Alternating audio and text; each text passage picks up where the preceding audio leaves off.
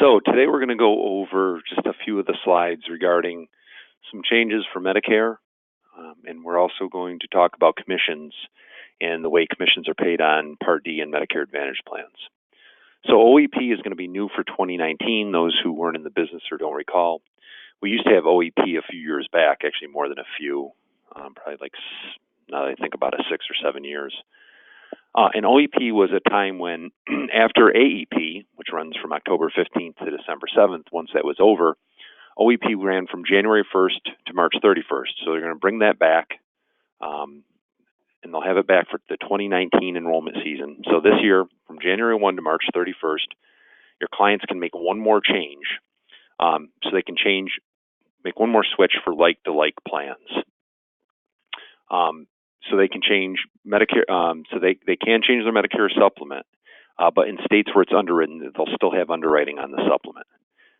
So if someone wants to change to a supplement in underwritten states, they'll still have underwriting. In Connecticut, however, there is no underwriting, so they can make a change, like to like, and that's another period where they can do that. If you just think about it, that'll probably make it so we can do our seminars. Those who do seminars during open enrollment will probably be able to do them all the way from, maybe some of you don't even think this is good news, but be able to do our seminars from October 1st all the way to March 31st, I would assume, because people are still eligible to change.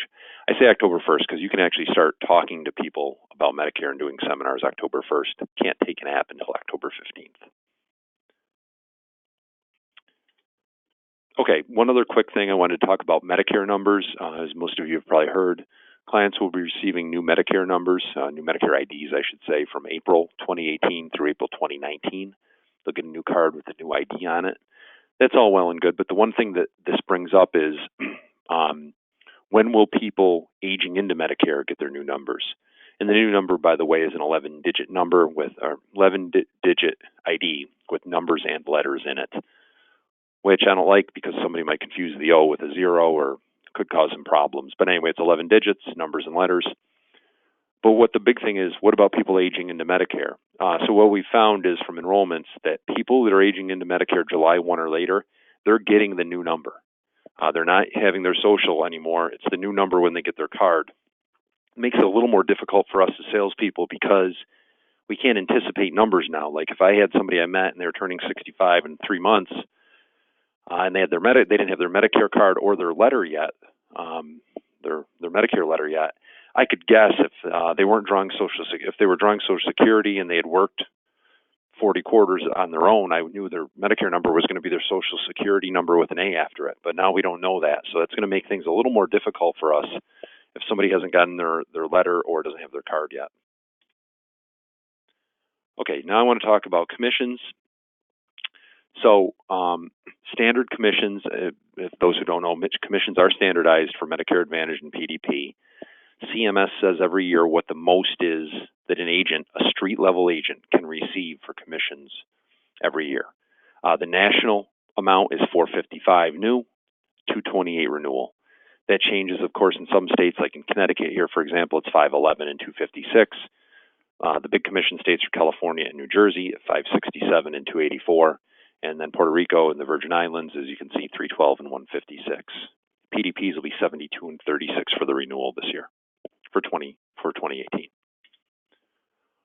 All right, in 2015, they made a change, them being CMS, to the carriers where renewal commissions had to be paid at the current year's amount and not at when the plan was written. So if you had a renewal and back in the day it was $220, when it renews, they have to pay at the fair market value, meaning they got to pay you at the new rate on the renewal. They can't pay on the old rate. Keep in mind, this is only applicable to Advantage plans and PDPs. It's not applicable to supplements. And also, all renewal commissions are paid monthly and as earned, not annually, meaning what they're saying is if you get paid on a brand new Medicare Advantage plan, in January, it's going to go to renewal, and that renewal is going to pay per month. It's not going to be annualized or advanced. Commissions, then, they also put in the pro rata and commissions. That means commissions are paid based upon the effective date of the plan throughout the year, and all renewals are paid in January of the following year. In other words, if you wrote a new plan for July 1, your commission is going to be half because it's prorated, 6/12 of the commission, so you get half the commission.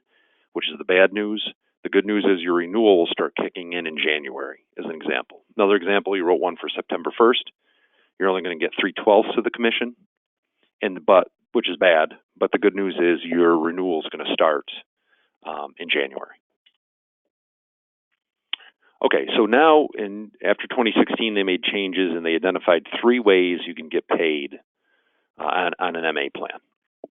And this gets very confusing. I didn't really even understand this myself, but here's how it works. So with an MA plan, with no prior plan history, so in other words, somebody is aging in, they're turning 65. Their initial rate is going to be prorated. So they're going to get the first payment on a pro rata basis.